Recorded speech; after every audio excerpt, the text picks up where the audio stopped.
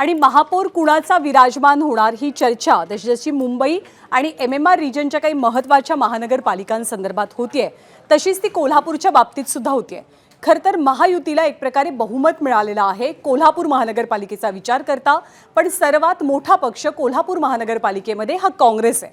आज काँग्रेसचे नेते सतेज पाटलांनी एक मोठं विधान केलं की पडद्या पाठीमागे नेमकं काय सुरू आहे ते सांगू शकत नाही आणि एक प्रकारे शिंदेंची शिवसेना ही सत्ता स्थापनेसाठी काँग्रेस सोबत जाणार का याची सुद्धा चर्चा आता जोर धरू लागली आहे। मुंबईमध्ये भाजप शिंदेंना महापौर पदापासून दूर ठेवणार असल्याची चर्चा जोर धरते आहे, त्यामुळे याचा वचपा शिंदे कोल्हापुरात भाजपला सत्तेपासून दूर ठेवून काढणार का याची चर्चा सुरू झाली आहे। काँग्रेसचे 34 आणि शिंदेंचे 15 नगरसेवक एकत्र आले तर कोल्हापुरात सत्ता स्थापन करणं शक्य आहे असा अंदाज व्यक्त होतोय। त्यामुळे जर मुंबईत शिवसेना आणि भाजप यांचा काडीमोड झाला तर राज्यातल्या अनेक महानगरपालिकांमध्ये सुद्धा याचा परिणाम होऊ शकतो। त्यामुळे मुंबईच्या निर्णयाकडे राज्यातल्या सर्वच नवनिर्वाचित नगरसेवकांचं लक्ष लागून राहिलंय।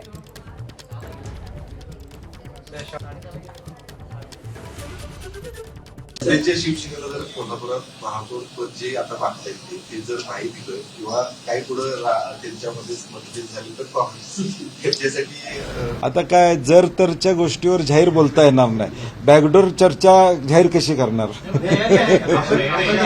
आज त्याच्यावर मी बोलू शकत नाही। तर कोल्हापूर महानगरपालिकेमधलं पक्षीय बलाबल नेमकं कसं आहे त्यावरती सुद्धा आपण एक नजर टाकूया। बहुमताचा आकडा आहे 41चा।